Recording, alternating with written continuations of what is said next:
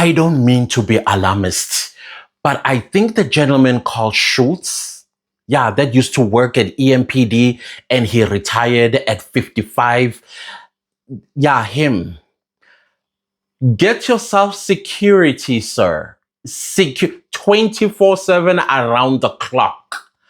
Julius Mkhwanazi just heard that you might be coming to the Madlanga Commission of Inquiry, and there's a story that he does not want us to hear about that you have the answers to.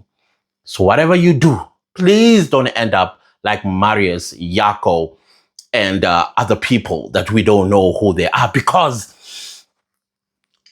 remember I told you in my previous video, there was a gathering that Yako Heinekob called Julius Mkhwanazi about at 2 a.m. He had to drive to the scenes. There was a dead body. Now, with that dead body, they needed to come up with a plan as to what exactly to be done with it. And Julius Mkhwanazi had to wake up at 2 in the morning to give some sort of directive. Allegedly, the directive that Mr. Mkhwanazi gave Julius was that either the body gets dumped in an old mine shaft. Goodness only knows how many bodies are in old mine shafts. Or be dumped in a dam. And then you have to ask yourself as well, like, how many dams that have dead bodies and people are actually drinking water?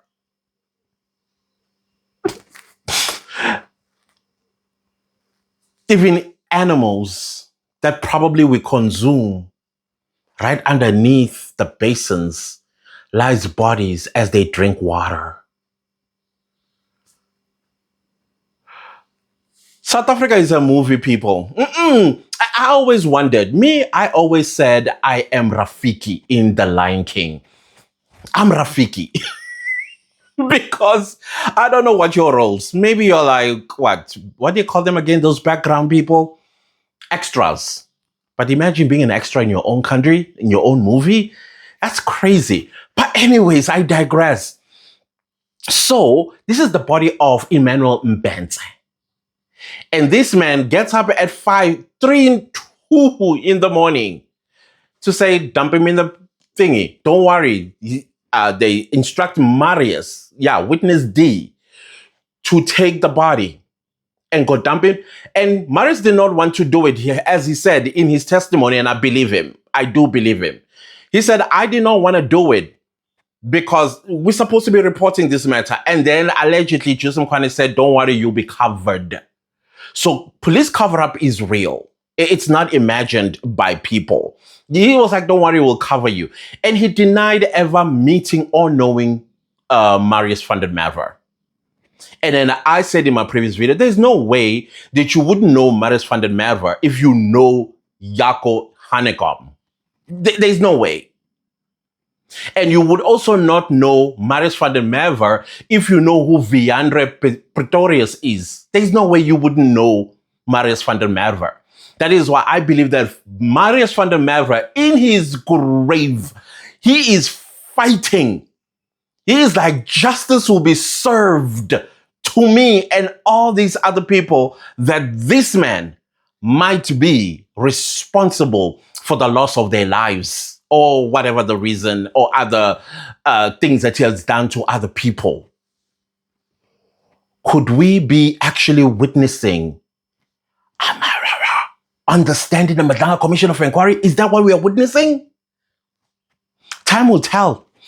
Time will tell. Right now, Julius Mkhwanazi has entangled himself so much so that he doesn't know what is 1 + 1 anymore. He has no idea what that is.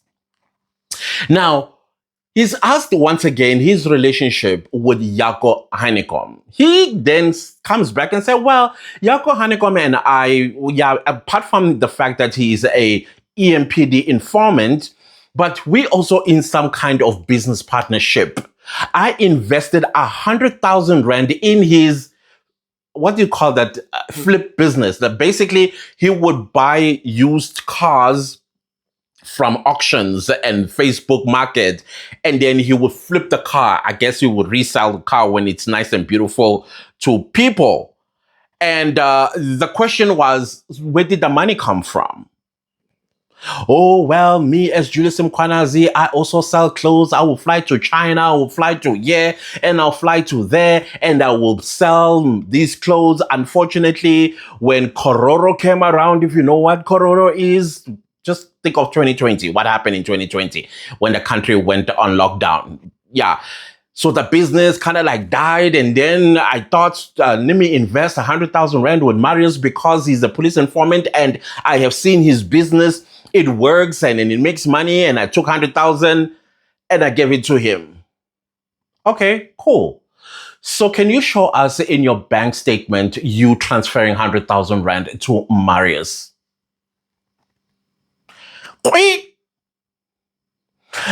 And then he started explaining things and explaining, no, sir, show us proof that you invested 100,000 Rand to Marius. Oh no, it was paid to him in cash. Cash? Does SARS know about this 100,000 Rand investment that was carried in brown plastic bags? No, I don't think they do. Now, this is what he's trying to hide from.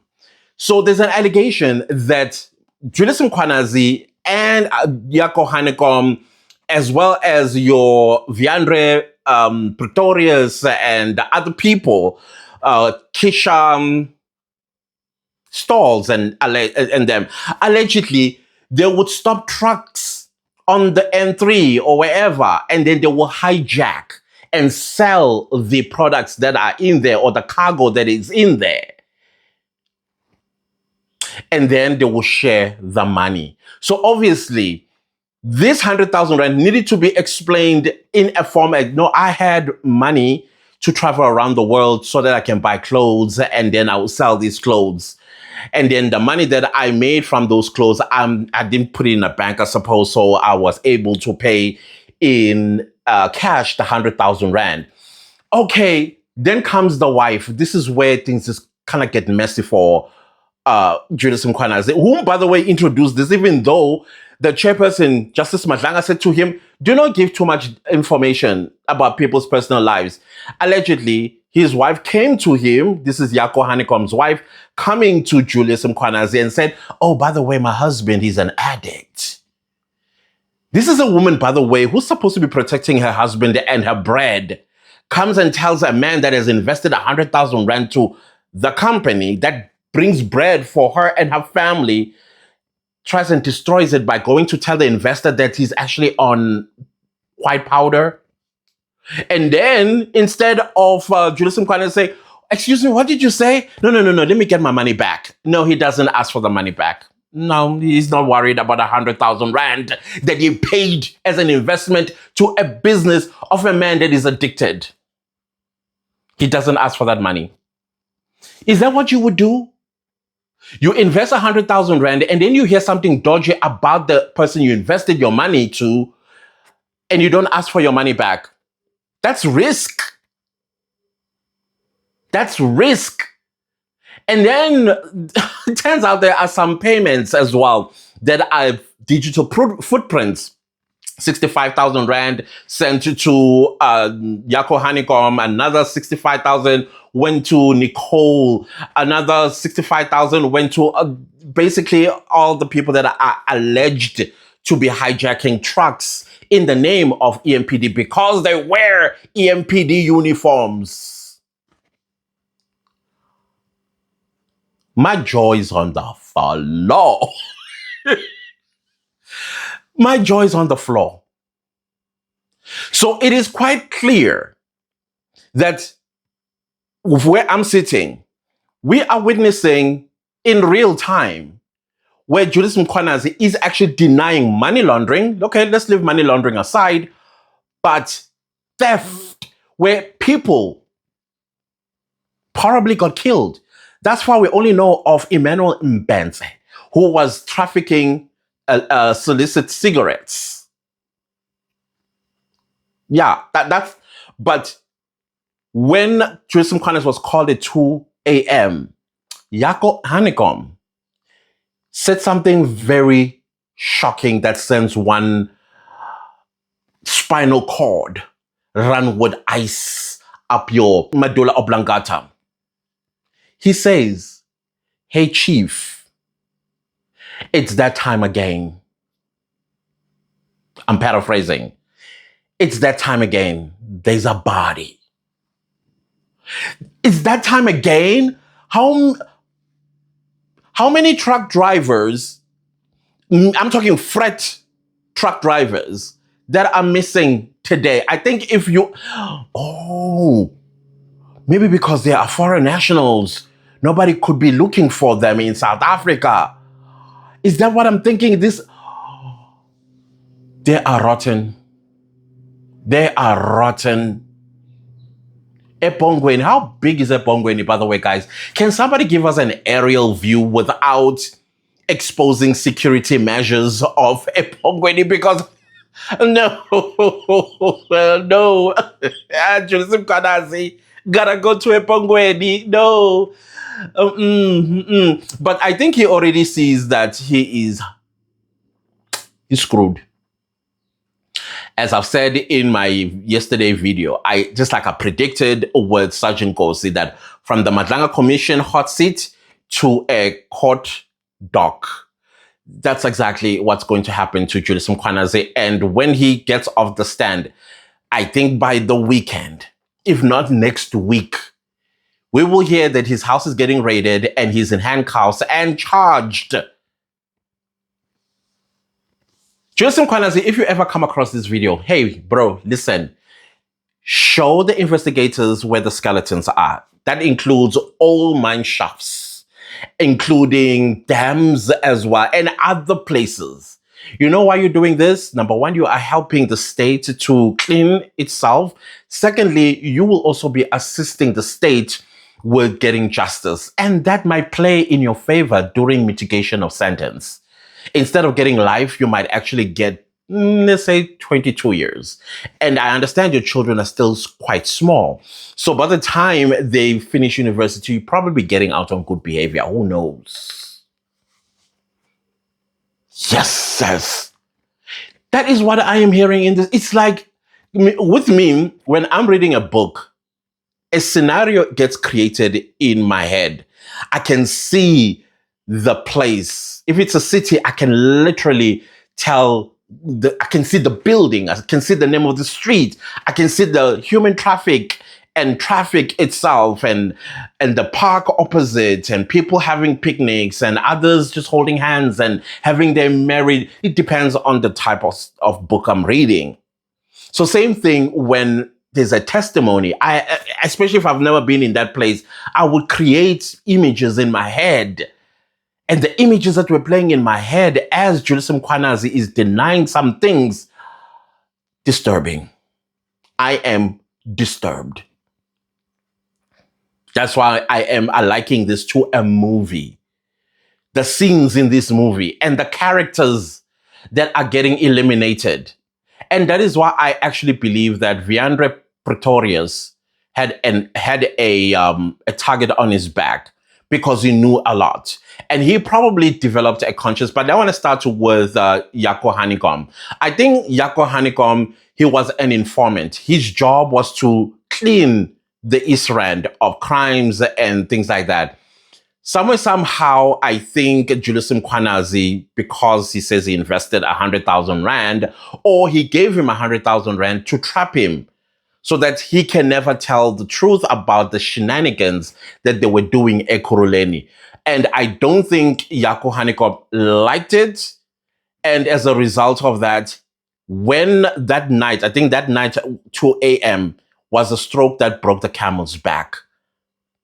When now he was witnessing a dead body out of the activities of the likes of Julius Mkhwanazi. These are allegations, guys. These are allegations. Everything I've said thus far, allegations. And so now when he was hearing the orders of what should happen to this body by a cop, a police officer, I think he did not like it. I think he may have approached Julius Mkhwanazi and said, hey, this is not sitting well with me. I think we should report it to the police. And brothers was like, Angzwanga. And that's how Honeycomb was eliminated. Because it does not make sense why Yako Honeycomb was unalived. He was hit. Was hit. Just like Marius van der Merwe. Marius van der Merwe, he was unalived because he was going to be a state witness. What he's saying in the Madlanga Commission of Inquiry, by the way, the Madlanga Commission of Inquiry does not have that much teeth, remember, for people to be punished legally. But they can make recommendations during the process for the police to do their thing, as we are seeing Sergeant Kosi, as we are seeing a lot of people that are actually getting investigated right now. So, yeah, he had to go. And then Viandre, from what we understood, there was an attempt on him before, and I think he couldn't handle the pressure, and he unalived himself because he was on that particular crime scene of Emmanuel Mbenze. He probably also developed a conscience and said, nah, we need to talk about this. We need to report it. Just like how Marius, he named them all. I think there were 8 or 12 of them. He named them all in his testimony as witness D. Wow. This is amazing, guys. This is, I'm looking at Julius Mkhwanazi and I am scrutinizing him. I am looking at every move he makes. How he blinks, how he drinks water, how he speaks, how he looks at Usillo. When you do this, you can actually see the evilness of a person when they do something like this. The man is cold-hearted. That's the conclusion I was having as I'm analyzing him. And I'm like, this man, he is lying through his teeth and is not smart enough to get himself untangled. Instead, he's just implicating himself deeper and deeper because uyalanda. He speaks way too long. And as he speaks, he's dropping crumbs that now Advocate Silo or Commissioner Baloy or Commissioner Kumalo or the chairperson picks up, and then when he gets stuck even more. He was already told that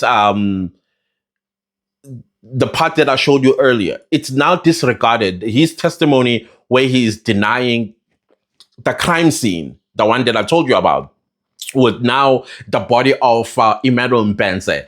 His version should be discarded by the commission and Marius van der Merwe's, that is witness D's version, be accepted by the commission. So if it's accepted by the commission, that means Julius Mkhwanazi is now a suspect of murder. See, when you try to act smart. So anyways, there's a lot going on and we are now on lunch break. I think they said we're going to get back at 2:15 and it is now 2:33. 1:33. Sorry, I apologize. 13:33, not 13:34. And we shall wait and see and hear more. And we're supposed to be getting Karim tomorrow. And I asked for that one. He just needs to go and hand himself to the police station. If he doesn't want to come to the Madlanga Commission of Inquiry, just go to the police station. Because those accounts, we still want to hear the activities and the transactions on those accounts. What were they for? And I still think that the corrupt people, they needed to find a bank. When they steal from the state, the money is deposited into a bank account that always has large sums of money deposited into it, which was not going to spark any suspicion. While he had his family business account that corrupt people do not use, but only him. But he did not count on Madlanga Mkhwanazi on the 6th of July, 2025. And to think about it, Madlanga Mkhwanazi mentioned Julius Mkhwanazi doing his own thing in the city of Ekurhuleni. Can you imagine if PKTT does an arrest on Julius Mkhwanazi. This is exciting. This is getting exciting, but at the same time scary, but at the same time we are seeing hope. We are seeing hope. And I still don't understand people that currently that have been corrupt, and then there's a whistleblower, and then you still unalive a whistleblower. Don't you think you are amplifying things? Especially everybody that was a counselor back in 2022 in Fuleni. Y'all are suspects. Every one of y'all. Y'all are suspects. And I'm telling you, PKTT is going to sift out the guilty ones. You guys are not smart. You are not intelligent. You thought by eliminating that girl, it was going to make things go away. No, you are actually making things even bigger for yourselves. Much bigger. I got a lunga. Nonke, you must rot ebongweni. All of you. Because grown men. And I think these are men that did this to that girl, Mfuleni. Grown-ups. You steal. And then you also don't want consequences.